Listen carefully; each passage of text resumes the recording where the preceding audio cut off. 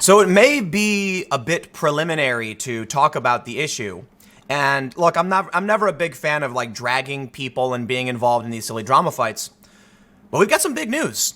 This was reported last night from the New York Post. Carlos Maza reportedly leaving Vox after harassment on Twitter. Now, based on the information they have and the way they're presenting it, sounds like maybe he's quitting.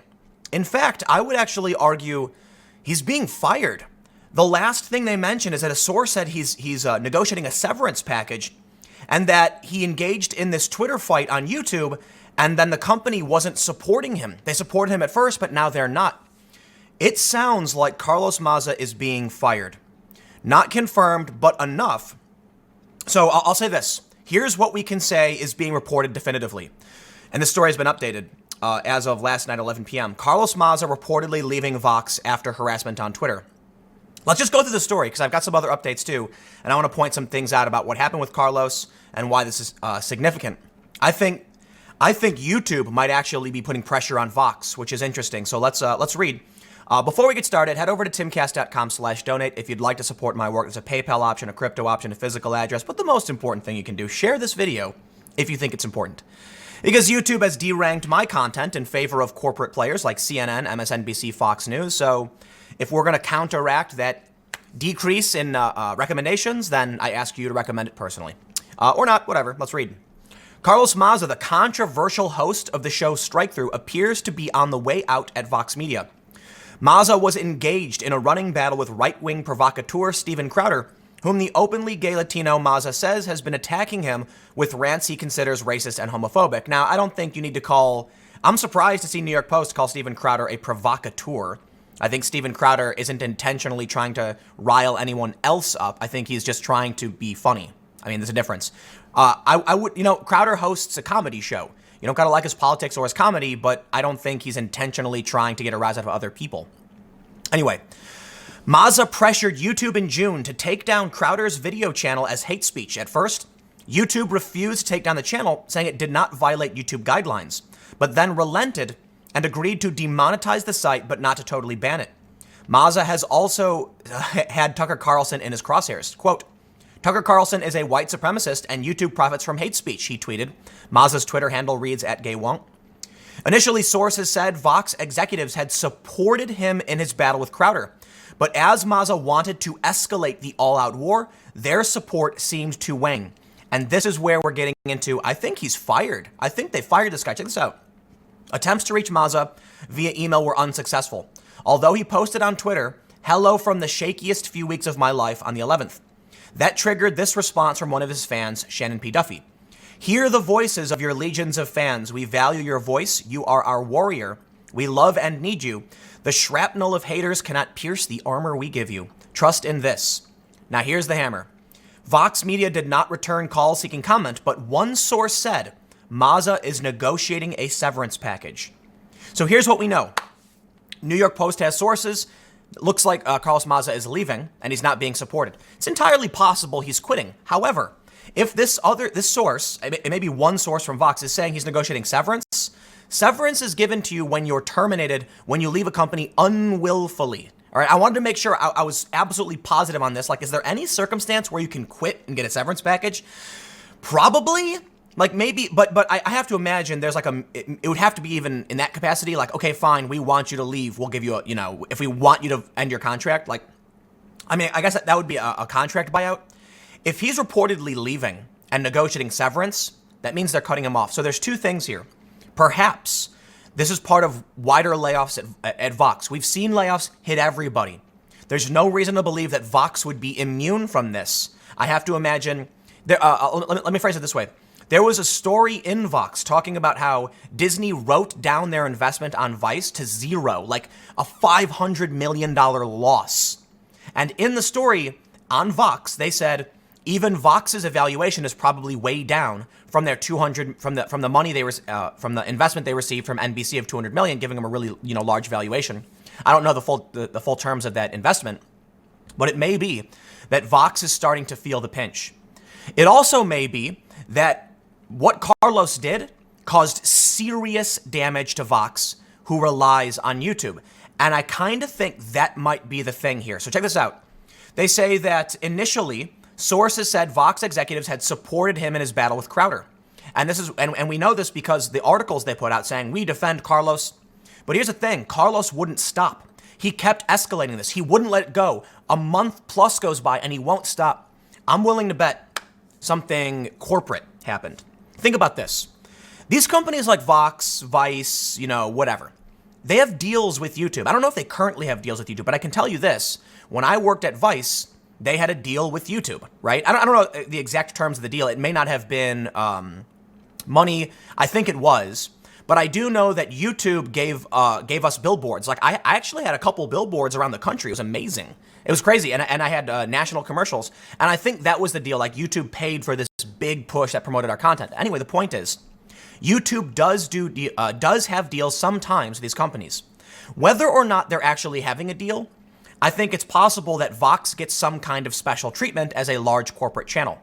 What do you think's going to happen then? When one of your employees is repeatedly threatening YouTube, causing damage to advertisers, and negatively impacting all YouTubers?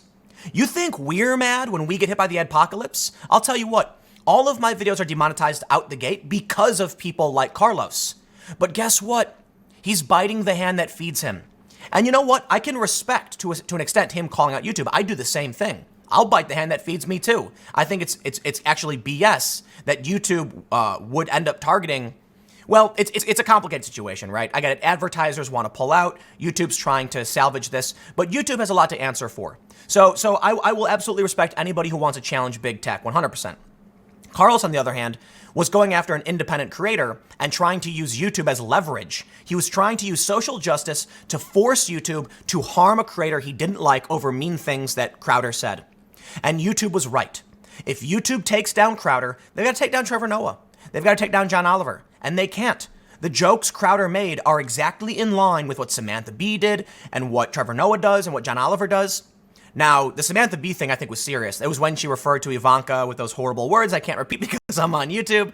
But that was serious. That wasn't like a slap on the wrist. That was serious trouble for her. But for like John Oliver and Trevor Noah, they make racial jokes all the time. I don't want to say racist because I don't want to play that stupid game. But here's the thing. What do you think happens when Carlos won't stop?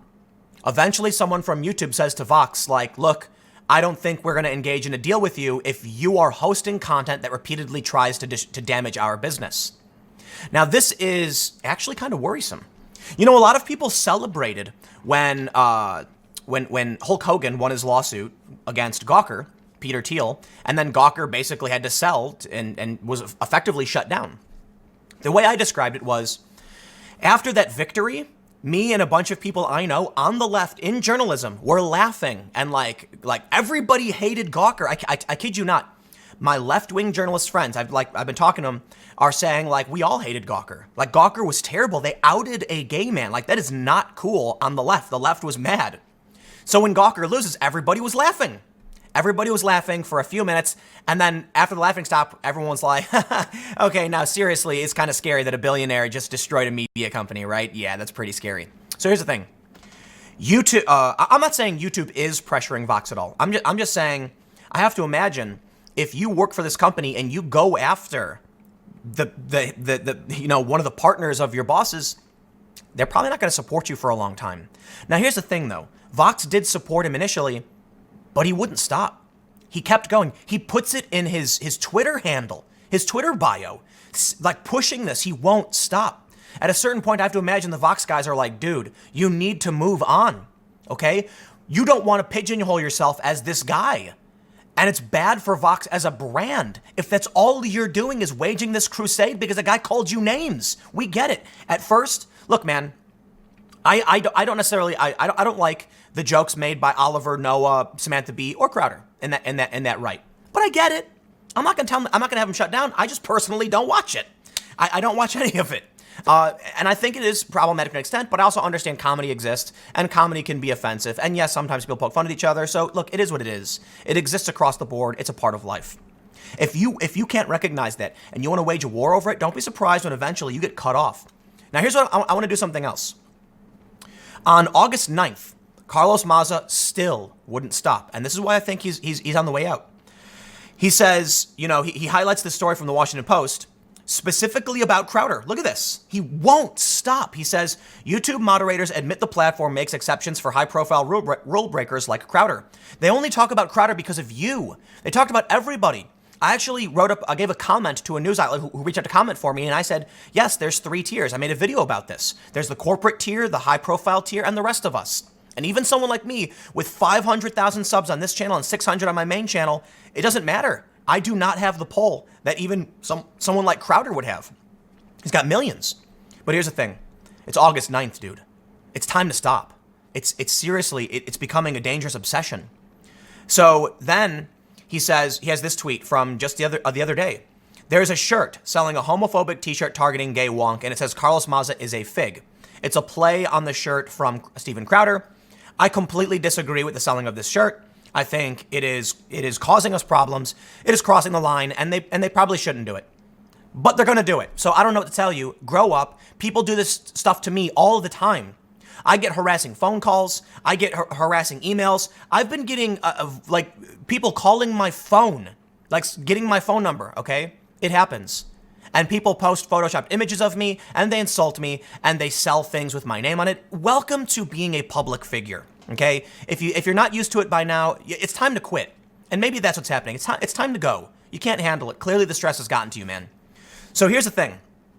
I want to make one more important point. See this person, Waleed Shahid. This guy is a very senior Democratic strategist. He tweeted out the other day this video from Carlos Maza called "You're watching Fox News, you just don't know it. The hack gap keeps right-wing BS front and center." Here's the thing. Carlos Maza is a conspiracy theorist, okay? And I don't use that phrase lightly. He genuinely believes in the segment where he shows his eyes bleeding, like it's supposed to be funny, this is tinfoil head stuff, that journalists are hypnotized essentially by Fox News and forced to repeat their talking points. It's just not true. It's absolutely not true. So Carlos Maza, he's putting out dubious conspiracy theories that are being shared by the left. It is not factually accurate information. It's weird and unfounded. And I'll show you real data. We know, look, I've got the all sides analysis. You've got to dig into the data. Trust me on this one. I have been critical of several reports put out that are pro-left, pro-right, because they don't show their data. All Sides shows the raw data. They even show how they analyze news outlets, and they show the language they track to determine the bias of an outlet. It's actually quite amazing. And here we can see, after these incidents in the past couple weeks, it's almost entirely left-wing media, so no, I'm sorry. Carlos Maza is putting out fake news. So I won't make this video super long. You get the point. At a certain, the way I explained it is, one of the things I explained, I should put it this way. One of the things I explained about a week ago, there was a hit piece on Gizmodo, the new, the Gawker eventually became Gizmodo. It's being traded around. These companies are failing. One of the staff members, I believe, wrote a hit piece on their own company, talking smack about their own company. And they think that's appropriate. By all means, call out your workplace if it's bad. But this writer also wrote a hit piece on Univision when Univision owned Gizmodo. Then Univision sells it to this new company, and now they write a hit piece on that. When you work for a company and you start trashing and damaging that company, don't be surprised when they cut you off and kick you out the door. So if Carlos Maza wants to tweet even yesterday, it's been over a month, man. You gotta get over this, okay? Yesterday, he's tweeting about Steven Crowder. I'm pretty sure Crowder's moved on by now, for the most part. Maybe not, I don't know, but my understanding is he did, and he's doing other things. He's doing Change My Mind. You gotta move on. So I can only imagine that if he's still tweeting about Steven Crowder, even yesterday, or was it the 9th that he tweeted about it? It was on the 9th he tweeted about it. And then he's tweeting about, so he did kind of tweet about it the other day, because they were selling this shirt, that was really offensive. So yeah, look, man, I don't check my notifications anymore. Why? It's the same thing. You're not special, dude. I get the same thing all day, every day. I ignore it. Could you imagine if every day I made a video where I was like, people were mean to me on Twitter again. People are sending me emails. It would not be very interesting to anybody. You've got to get over yourself and stick to the ideas. So you want to make a video talking about how Fox News is hypnotizing journalism and pushing right-wing propaganda and everyone's falling for it? Go for it. It's fake news conspiracy in my opinion, but you're allowed to say it. And I think that's infinitely more interesting than you constantly complaining on Twitter about how people are mean to you. And eventually, I can only imagine your employers are going to be like, dude, enough. I am tired of hearing this, okay? You need to go on vacation or something.